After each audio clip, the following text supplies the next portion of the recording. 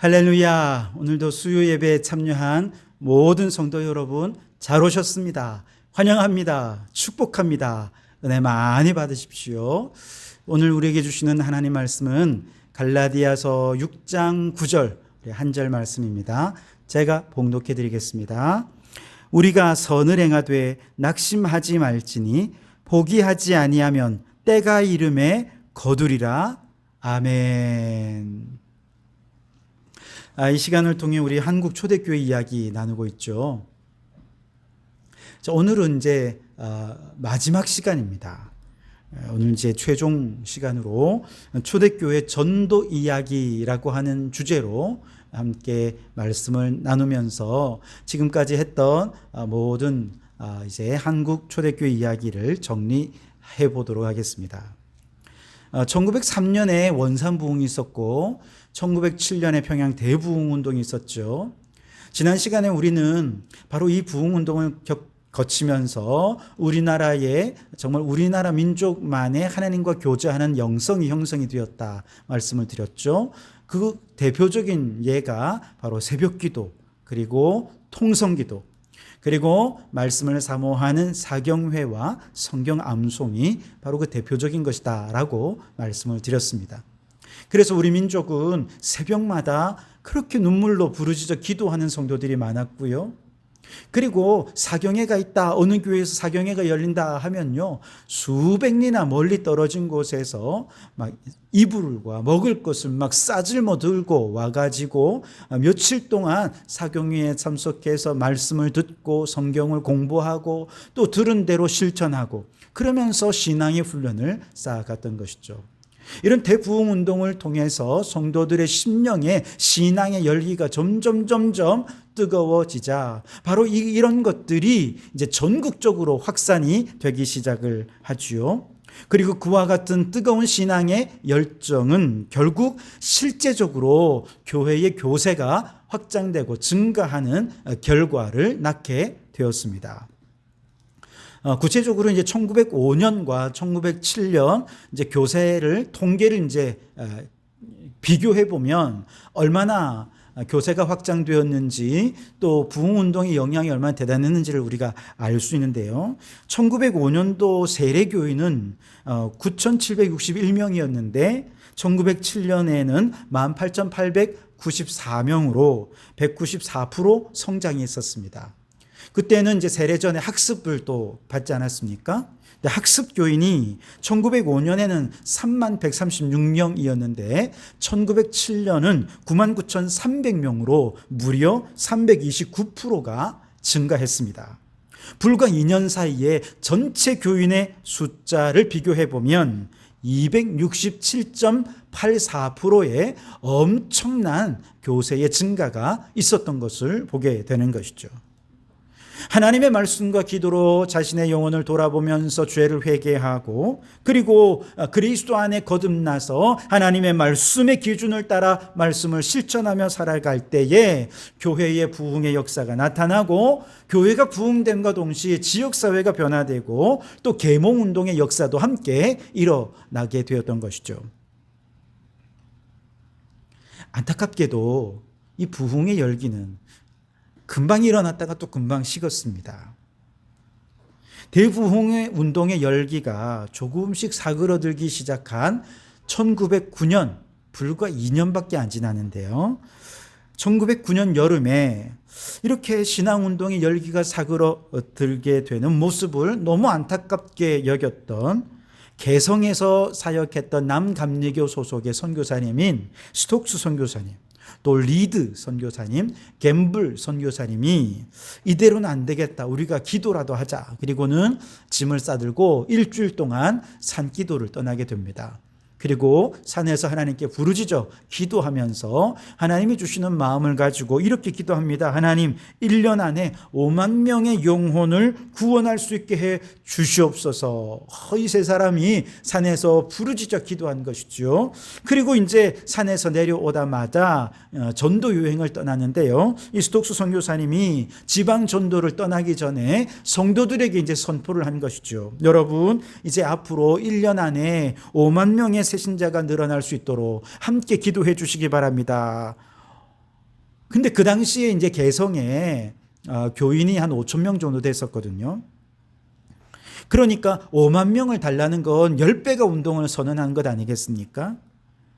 그리고 이제 그해 9월에 이제 남감리회 연회라는 것이 열렸는데요. 우리 장로교로 하면 이제 총회쯤 되겠습니까? 이제 여기서 이제 개성의 선교사님들이 10배가 운동을 시작했다 하는 이야기를 듣고 감리교 전체 차원에서 이걸 받았어요. 그래서 우리도 그럼 10배가 운동을 해보자. 그래서 당시 남감리교 교인의 총수가 주일학교 학생까지 다 포함해서 한 2만 명 정도 되었는데, 이때 결의하기를 10배가 운동, 그래서 1년 안에 교인 20만 명을 구원하자라고 기도하면서 결의를 하게 된 것이죠. 그리고 이제 그 다음 달, 이제 10월 달이죠. 서울에서 장로교와 감리교 연합 모임들이 있었는데요. 연합 공의회였습니다. 이때 감리교 안에서 10배가 운동을 선언하고 이제 추진 중이다 하는 얘기 듣고 장로교가 이제 가만히 있을 수 없는 거죠. 우리도 같이 합시다. 그래가지고 장로교와 감리교가 함께 초교파적으로 목표를 정합니다. 이때 만들어진 표가 뭐냐? 100만 심령을 그리스도에게라고 하는 표를 정했습니다. 그리고 그때부터 초교파적으로 이제 연합해서 전도 운동을 벌인 것이 100만 명 구령 운동이라고 하는 것이었습니다. 아주 유명한 전도 운동이죠. 당시 한국 전체 개신교인의 수가 20만 명 정도 되었기 때문에 100만 명 구령 운동이라고 하는 것은 우리 한국 기독교로서는 5배가 전도 운동이었다. 이걸 전국적으로 대대적으로 장로교와 감리교가 연합해서 펼치게 되었다라고 얘기할 수 있습니다. 근데 이것이 뭐 그렇게 대단한 것이 아닌 것이 5배가 하면 오늘날 뭐 대단하다 싶지만, 사실 얼마 전 이분들은, 선교사님들은 평양 대부흥운동을 통해 막 200% 300% 부흥의 역사가 일어나는 걸 직접 목격하지 않았습니까? 한국 교인들 저력 있다 생각한 거죠. 그래서 이 성령님께서 다시금 한국 교인들을 붙잡으시면 뭐 5배가 아무것도 아니다, 아마 그렇게 생각했을 것입니다. 그렇게 이제 결의하고 시작할 때 마침 선교회 연합공회에서 100만 명 구령 운동을 결의하던 그날, 미국의 부흥사였던 체프먼과 알렉산더가 이끄는 아시아 수훈의 전도단이 한국에 내한하게 되었습니다. 이제 일본과 중국을 거쳐서 한국에 딱 들어왔는데, 들어오자마자 100만 명 구령운동 시작했습니다. 이 얘기 듣고 이분들이 얼마나 감격했고, 그들이 한국 땅에 들어온 이유가 있구나, 하나님 보내신 이유가 있다, 그렇게 생각하고 곧바로 그들이 이제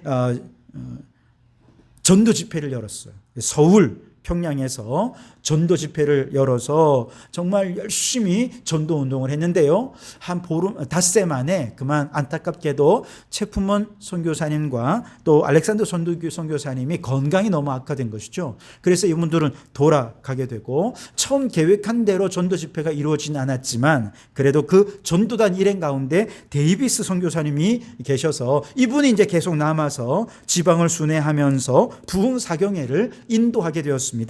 그 결과 서울에서는 교파와 계층을 초월한 대전도단이 조직되어서 전국적으로 순회 전도에 나섰고, 지방에서도 전도단이 조직되어서 수만 명이 전도에 참여를 하게 되면서 이 전도 집회를 통해서 부흥 운동이 대대적으로 전도 운동으로 확산될 수 있었던 것이죠. 이후 지역마다 교회마다 부흥 운동과 전도 운동의 열기가 이제 막 살아나기 시작한 것이죠. 전국의 모든 성도들은요, 교파를 초월해서 예배를 드리고 모일 때마다 금년내로 100만 명을 주옵소서, 그렇게 기도하고 주일마다 나가서 복음을 전하는 것이죠. 100만 명 구령운동이 전개되는 과정에서 아주 특기할 만한 독특한 전도의 방법도 눈에 띄는데요. 우리가 지난 시간에 함께 말씀을 나누었던 날연보라고 하는 것이 아주 특별한 우리나라만의 전도운동이에요. 당시 선교사님들은 재정이 너무 열악했기 때문에 전도한다라고 할 때 이렇게 대대적인 규모의 전도 운동을 하는 자금을 댈 만한 여력이 없었어요. 그런데 너무 감사하게도 우리 성도들이, 우리나라 교인들이 자발적으로 자신의 시간과 물질과 삶을 들여서 날연보로 전도를 하기 시작하는 것이죠. 그러니까 이분들은 선교사님들이 들어갈 수 없는 곳에 어디서든지 자신의 시간을 바쳐서 날연보로 복음을 전하게 되었으니, 이것은 뭐 어느 나라에서도 그전에도 시도된 적이 없는 아주 독특한 전도의 방법이었던 것이죠. 100만 명 구령운동이 적극적으로 실시되었던 1910년 1년 동안 전국에서 날연보에 바쳐진 날수가 총 10만 일이 넘었다고 합니다. 그러니까 그만큼 많은 성도들이 이 날연보에 헌신하면서 시간과 건강과 물질을 들여 복음을 전도하는 일에 힘썼던 것이죠. 그리고 또 하나 독특한 전도 방법은 대규모 문서 전도가 이때 행해졌다는 것이죠. 일명 쪽복음 전도라고 얘기하는데요. 복음서 중에 하나인 마가복음서를 이제 인쇄를 하고 그와 함께 낱장으로 되는 전도지를 함께 인쇄를 해서 이걸 이제 날연보에 헌신하는 교인들에게 나누어 주어서 전도할 때 나가 뿌리라는 것이죠. 전국으로 뿌렸습니다. 그래서 이 날연보에 참여하는 분들은 나가서 이제 이 마가복음서와 또 전도지를 나가서 막 만나는 사람들에게 전하고 뿌리고 그렇게 하고, 시간이 안 돼서 도저히 이 날연보에 참여할 수 없는 사람들은 물질로 헌금해서 이쪽 복음서를 인쇄할 수 있는 자금을 모으게 된 것이죠. 이때 한국 교인들이 헌금을 해서 인쇄한 마가복음서가 70만 부가 인쇄가 되고 배포가 되었습니다. 낱장 전도지는 뭐 수백만 부가 이제 전국에 뿌려지게 됐죠.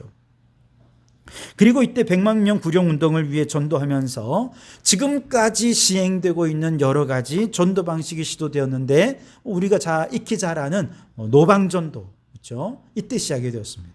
축구 전도 이때 시작이 되었어요. 신방 전도, 그리고 사랑방 전도, 안방 전도, 뭐 이런 여러 정말 전도 방식이 이때 시작이 되어서 방방곡곡으로 복음이 들어가지 않은 곳이 없게 했던 것이죠. 자, 이렇게 신앙의 열정도 이제 전도의 열정도 막 살아나는 그때에 뜻하지 않은 위기를 만나게 됐죠. 그게 뭐냐? 1910년 8월 29일 데라우치 총감과 이완용이 서로 한일 합병조약에 서명을 한 것이죠. 그래서 이걸 원래는 8월 22일 날 서명을 하고, 이제 사람들이 이제 밀란이 일어날 것 같으니까 분위기 보면서 이제 원로 대신들은 감옥에 딱 가두어 놓고, 또 정치 단체들이 집회를 하지 못하도록 금지령을 내려놓고, 그렇게 해서 사전 조치를 다 취하고 순종에게 이제 8월 29일 날 공포하게 한 것이죠. 그리고 이제 이날 이후로 대한제국의 국권이 완전히 상실되고 경술국지의 불행이 온 나라를 뒤덮게 된 것이었습니다. 여러분, 나라적인 위기입니다. 그저 국제적인 위기, 내부적인 위기, 이런 위기가 아니라 나라 전체의 기운이 기울어서 나라를 잃어버리는 민족 최대의 시련을 맞이하게 된 것이죠. 이런 국가적인 차원의 100만 명 구령운동이, 이 국가적인 차원의 위기가 100만 명 구령운동에 영향을 끼친 것은 뭐 당연한 일 아니겠습니까? 사람들은 지금 나라를 잃은 절망 속에, 좌절감 속에서 지금 뭐 예수 복음이 귀에 들어오지가 않는 것이죠. 그럼에도 불구하고 선교사님들은 지금이야말로 은혜 받을 만한 때고 구원의 때다 그러면서 주권 강탈의 절망 속에서 이 민족의 남은 희망은 예수밖에 더 있겠냐, 그러니 복음 전합시다. 이 민족의 이 땅에 이제 소망이 없으니 천국 소망 전합시다. 그래서 우리 성도들, 교인들의 전도의 열정을 끊임없이 북돋아 주었습니다. 자, 이렇게 열심을 낸 결과 어떻게 되었을까요? 국가적인 위기를 뚫고 100만 명 달성했을까요? 안타깝게도 그러지 못했습니다. 1년 동안 대대적인 전도운동을 추진했지만 1년 후 교세 통계를 보면 처음 이 운동을 시작했던 남감리교에서 증가한 교인의 수는 314명에 불과했습니다. 감리교는 2899명, 장로교는 3791명. 그래서 1년 동안 총 7,000명 정도의 교세 증가가 있었을 뿐입니다.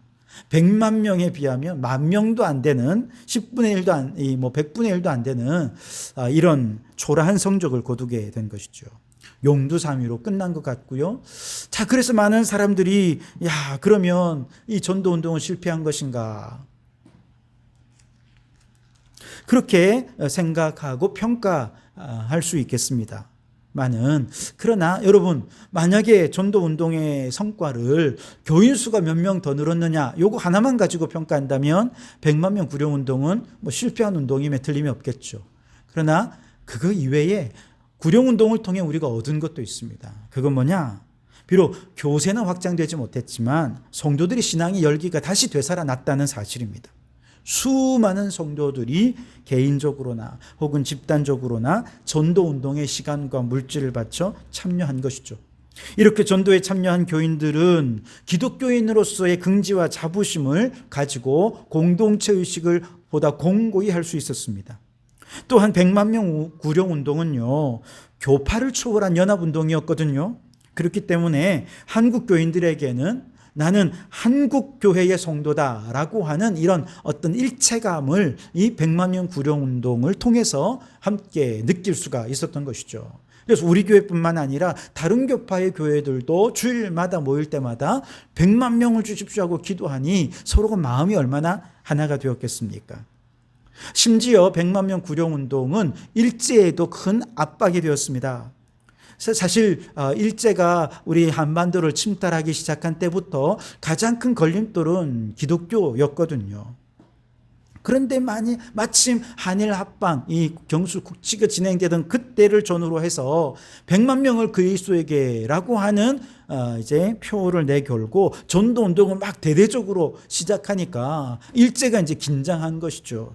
아니 혹시 100만 명의 기독교 십자군병을 모아서 일제에 저항하려는 것 아닌가? 막 이런 어떤 그 두려움을 가진 것이죠. 그래서 1911년에 조선 총독 데라우치 암살 음모 사건을 이분들이 조작을 해가지고 민족운동 세력 700명을 검거하고 그 중에 123명을 재판에 회부하고 그 중에 또 105명이 유죄로 판결을 받게 되는 유명한 사건이 있는데요. 바로 105인 사건이라는 것입니다. 물론 이 사건은 일제가 조작한 사건입니다만 이때 유죄 판결을 받은 사람들 대부분이 기독교인 지도자들이었습니다. 그만큼 일제가 기독교인들로 인해서 큰 압박과 위협을 받고 있었다라고 하는 것이죠.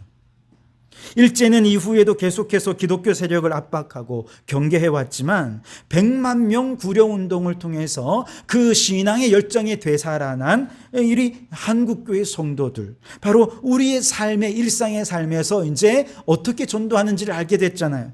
그렇게 전도하는 삶을 살아내면서 일제 하에서 교인 수가 꾸준히 증가합니다. 그래서 이제 한 20년 지나서 1930년대 일제가 굉장히 단합이 강화되던 시기였는데요. 이때 교인 수가 5만 명을 돌파하고요. 해방과 전쟁으로 아주 혼돈스럽고 그렇게 했던 1950년대에 드디어 100만 명에 도달하게 되었습니다. 여기서 그치지 않고요. 이후에 1970년대 500만 명, 1980년대에 1000만 명의 교인으로 계속해서 한국교회가 성장하게 되는데 그 밑거름에 뭐가 있느냐? 대부흥운동으로 비롯된 100만 명 구령운동이 그 밑거름에 있다는 것이죠. 여러분, 이러한 한국 초대교회 전도운동을 보며 무엇을 느끼십니까? 저는 오늘 우리가 읽은 갈라디아서 6장 9절의 말씀, 우리가 선을 행하되 낙심하지 말지니 포기하지 아니하면 때가 이름에 거두리라. 여러분, 이 말씀이 얼마나 깊이 새겨지는지 모릅니다. 그 옛날 우리 선조들은 경술국치라고 하는 국가적인 위기 속에서 100만 명 구령운동이라는 선한 사역이 좌초될 뻔한 위험을 맞이했지만 결코 포기하지 않았습니다. 신앙의 열정이 꺼지지 않았습니다. 그랬더니 일제의 탄압이 가장 심각했던 1930년도에 100만 명 교인으로 세워지고 50만 명 교인으로 늘어나게 되고 100만 명까지 1950년도에 되지 않았습니까? 그리고 오늘날에는 1000만 명 교인으로 발전한 그 모든 밑거름에는 포기하지 않고 낙심하지 않고 꾸준히 선한 사역을 위해 힘썼던 선조들의 헌신이 있었던 것이죠. 여러분, 지금 우리는 어떻습니까? 코로나19라고 하는 이건 국가를 넘어서 전 세계적인 위기죠.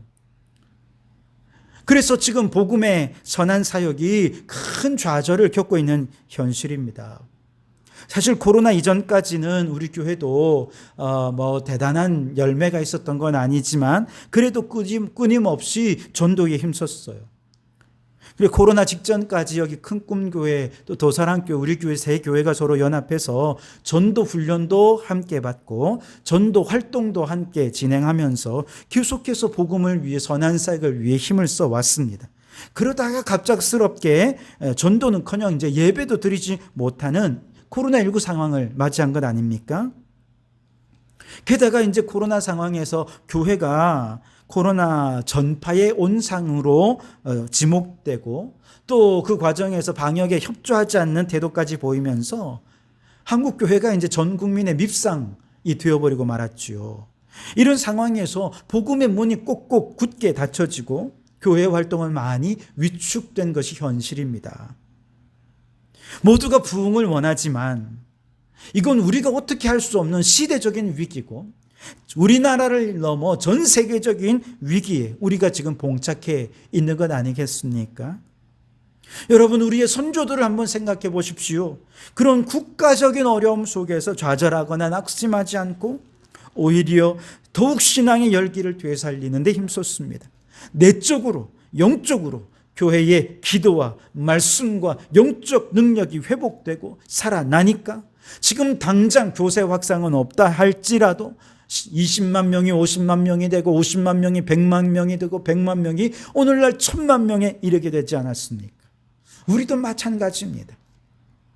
지금 우리가 겪는 팬데믹의 어려움 속에서 우리가 좌절하거나 낙심할 것이 아니라 비록 우리가 지금 나가서 전할 수는 없다 하더라도 그렇다면 우리는 내적으로 신앙의 열정과 영적인 열정을 회복하는 이 일에 우리가 힘써야 하지 않겠습니까? 그래서 우리 성도들이 예배를 회복하고 말씀을 회복하고 기도를 회복해서 하나님과 교제하며 영적으로 충만한 삶을 살아간다면, 그렇게 영적 능력을 기른다면 지금 당장에는 부흥이 없다 하더라도 하나님의 선하신 성품을 신뢰하면서 하나님의 때를 위하여 이 신앙의 불꽃을 꺼뜨리지 않고 나아가면 때가 이르면 하나님께서 반드시 부흥의 열매를 허락해 주실 줄 믿습니다. 18세기 인도 선교사 윌리엄 캐리는요, 인도에 도착한 지 2년 만에 5살 아들을 잃었습니다. 아내는 정신분열증으로 입원했고 뜨거운 열정으로 전도했는데요, 7년 동안 단 한 사람만 개종하고 세례를 줄 뿐이었습니다. 20년 동안 각국 끝에 성경을 벵갈어로 번역을 했는데 이 대작업을 완성하고 인쇄하던 중에 그만 불이 나서 모든 것이 잿더미가 되고 말았습니다. 얼마나 허탈했을까요? 모든 것을 심혈을 쏟아부어서 다 했는데 이제 다 끝났다 생각하지 않았겠습니까? 그런데 그는 그 순간 선을 행하며 낙심하지 말라, 포기하지 말아라, 때가 이르면 거두리라 말씀하시는 하나님의 말씀에 의지해서 포기하지 않았습니다. 오히려 신앙의 열정을 불태웠습니다. 번역된 성경이 불타서 잿더미가 되었을 때 그는 그 앞에서 오히려 하나님께 감사하며 기도했습니다. 주님, 제게 다시 한번 번역할 수 있는 믿음을 거두어 가지 않으셔서 감사합니다. 그리고 또 번역 작업을 다시 계속해서 이후에 그는 벵갈어뿐만 아니라 산스크리트어, 마라디어로 성경을 완역하는 성공을 거두게 됩니다. 무슨 말입니까? 여러분, 지금 우리에게 주어진 상황 속에서 정말로 이건 내 힘으로 어떻게 할 수 있는 것이 아니고 해도 안 되고 실패고 모든 것이 복이고, 여러분 이렇게 된다 하더라도 우리 윌리엄 캐리 선교사님처럼 오히려 감사의 제목을 찾아보면 어떻겠습니까? 팬데믹 상황이 계속되고 확진자가 계속해서 2,000명씩 나오는 이 상황에서도 비록 소수이나마 함께 예배드릴 수 있다는 것 하나님 은혜가 아닙니까? 세계와 나라와 성도들을 위해 우리가 함께 중보하며 기도하기를 쉬는 죄를 범하지 않을 수 있다는 것에 우리 감사할 수 있었으면 좋겠습니다. 이렇게 감사하면서 인내하며 신앙의 열정의 회복을 위해 힘쓴다면 우리는 그 인내의 끝에서 일어날 놀라운 주님께서 행하시는 결과를 보게 될 것입니다. 야고보서 5장 11절에 보라 인내하는 자들을 우리가 복되다 하나니 너희가 욥의 인내를 들었고 주께서 주신 결말을 보았거니와 주는 가장 자비하시고 긍휼히 여기시는 이시니라. 욥은 그렇게 고난을 당했지만 그 고난의 결과를 우리가 알지 않습니까? 그렇다면 우리도 지금 이 순간 이 고난의 한복판에서 인내하며 눈을 뜨러 주님을 바라본다면 우리도 이루어질 결말이 눈에 보이는 것이죠. 그리고 우리는 하나님을 사랑하며 영적 능력을 기르는 일에 더 힘쓰고 헌신하게 될 거라는 것이죠. 여러분, 우리 믿음의 손조들이 나라가 망하는 시대적 위기 앞에서도 복음의 선한 사역을 멈추지 않았기에 오늘 한국교회 부흥과 대한민국의 번영을 볼 수 있었다는 사실을 잊지 마시기 바랍니다. 마찬가지로 오늘 우리도 전 세계적인 팬데믹의 위기 앞에서도 우리가 영적 능력을 기르고 신앙의 열정을 꺼뜨리지 않기 위해 예배, 말씀, 기도, 봉사의 선한 일을 멈추지 않는다면 때가 이르면 반드시 제2의 대부흥의 역사가 일어나게 되어질 줄 믿습니다. 지금은 영적 힘을 기를 때입니다. 다윗의 길 회복 운동에 힘써 주십시오. 그리하여 하나님이 일으키시는 대부흥의 때에 귀하게 쓰임받는 우리 모든 성도들이 되시기를 주님의 이름으로 축원합니다. 기도하시겠습니다. 하나님 감사합니다. 그동안 한국초대교회 이야기를 통해서 믿음의 선조들 신앙생활을 엿볼 수 있게 해주시니 감사합니다. 그 순수한 신앙의 열정을 우리가 본받고 또 따라가고자 하는 결심을 우리에게 주시니 감사합니다. 아버지 하나님, 그 옛날 선조들이 뜨거운 신앙의 열정으로 복음을 전하고자 했으나 국군의 기울어짐으로 나라가 일제에 패망하는 정말 국가적인 위기 앞에서도 신앙의 열정을 잃지 않았을 때 때가 이를 때 하나님께서 부흥의 역사를 허락해 주셨던 것처럼 우리는 지금 팬데믹의 상황에 큰 위기를 겪고 있지만 지금이야말로 영적인 힘을 기르는 일에 힘써야 할 때인 줄 믿습니다. 내적인 힘을 기르고 영적인 능력을 기르는 일에 우리가 힘쓰고 헌신한다면 때가 이럴 때 반드시 부흥의 역사를 허락해 주실 줄 믿습니다. 그때를 기다리며 인내하며 오늘도 주님을 위하여 힘쓰고 헌신하며 영적 능력을 기르는 저희들이 되게 해 주시옵소서. 오늘 이 말씀으로 우리의 심령이 새로워지고 다시 한번 더 영적으로 부흥하고 새로워지는 역사들이 있게 해 주실 줄 믿고 감사하오며 예수님 이름으로 기도하오